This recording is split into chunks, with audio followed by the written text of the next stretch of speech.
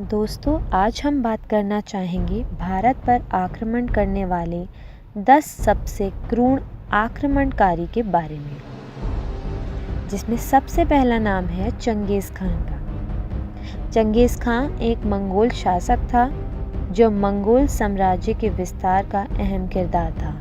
अपनी बेहतरीन संगठन शक्ति, बर्बरता और साम्राज्य विस्तार के लिए वह दुनिया में बेहद प्रसिद्ध हुआ।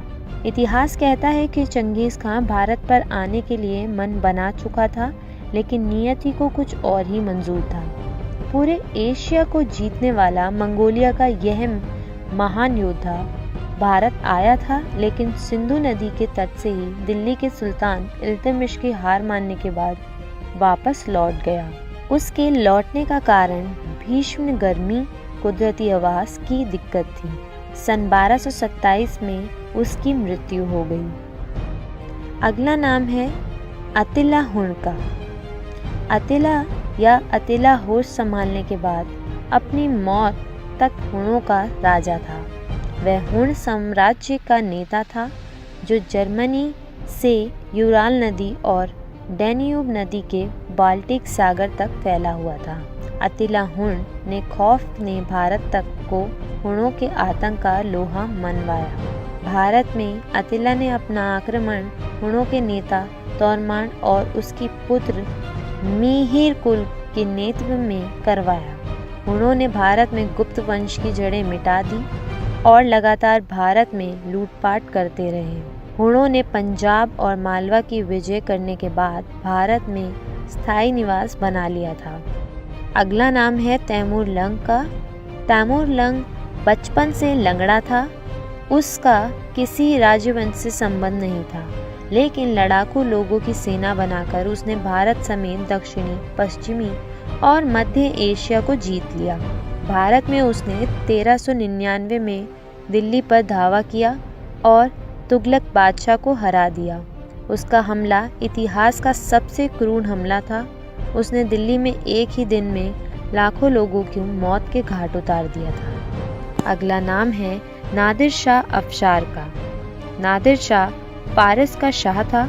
उसने 1739 में भारत पर आक्रमण की योजना बनाई और दिल्ली की सत्ता में मुगल बादशाह मोहम्मद शाह आलम को हरा दिया। जीत के बाद उसने वहां से अपार संपत्ति इकट्ठी की। उसमें कोहिनूर हीरा भी शामिल था। हालांकि उसने दिल्ली की साम्राज्य विस्तार नहीं किया और वह दिल्ली से लौट गया। अगला नाम है बाबर का। बाबर भारत में मुगल साम्राज्य का संस्थापन शासक था। उसका पूरा नाम ज़हीर उद दीन मोहम्मद बाबर था। मूल रूप से वह मध्य एशिया का था। तैमूर लंग पर परपोता बाबर खुद को चंगेज़ खान और उसके वंश का पूर्वज मानता था। बाबर को लगता था कि भारत पर तैमूर वंश का शासन होना चाहिए।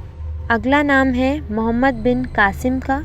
बाबर मूल रूप से भारत को मुगल शासक कहा जाता है, लेकिन भारत में इस्लामी सल्तनत के आगमन के संत मोहम्मद बिन कासिम ने हमले से ही मिलता है। मोहम्मद बिन कासिम इस्लाम के शुरुआती वक्त में अब्यद खिलाफत का एक अरब सिपाहिलकार था।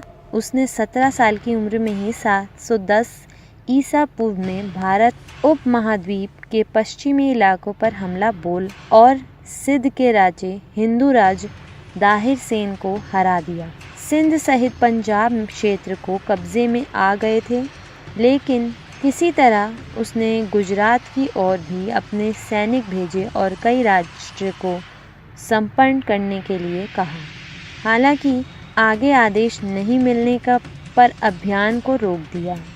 अगला नाम है मोहम्मद गौरी का।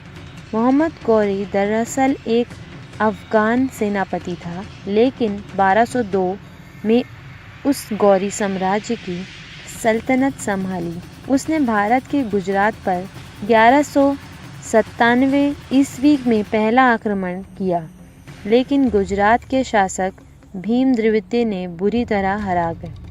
अगला नाम है अहमद शाह अब्दाली का। अब्दाली को अहमद शाह दुर्रानी के नाम से भी जाना जाता है। दुर्रानी एक लुटेरा था और उसकी नज़र भारत की संपत्ति पर थी। उसने भारत पर सन 1749 से सन 1758 तक बहुत बार चढ़ाई की और लूटपाट करता रहा। सबसे बड़ा हमला उसने 1797 में दिल्ली पर किया। उस दौरान उसने दिल्ली के बेहद डरपोक शासक आलमगीर द्वितीय ने अपमानजनक समझौता किया, जिसके मुताबिक उसे दिल्ली को खुलेआम एक माह तक लूटने की अनुमति मिल गई। उस दौरान उसने करोड़ों की संपदा और कब्जे में कर ली। भारत में कुछ समय रुककर वह दोबारा अफगानिस्तान चला गया। आखिरी नाम है सिकंदर का। सिकंदर को विश्व विजेता भी कहा जाता है। माना जाता है कि उसने अपने शासनकाल 356 ईसा पूर्व में 323 ईसा पूर्व तक एक दुनिया उस हिस्से के जीत चुका था। सिकंदर ने भारत पर हमले की शुरुआत 326 ईसा पूर्व में करनी शुरू की। जब 326 के ईसा पूर्व में सिंधु पर पार वह तक्षशिला पहुंचा तो वहां के राजा अम्भी ने उसने अधीनता स्वीकार कर ली। हालांकि पूरा राज्य जीतने के बाद उसकी सेना काफ़ी थक चुकी थी और उसने सैनिक मगध के नंद शासक की विशाल सेना का सामना करने को तैयार नहीं थे। 326 ईसा पूर्व में भारत छोड़कर सिकंदर बेबीलोन चला गया, जहां उसकी मृत्यु हुई।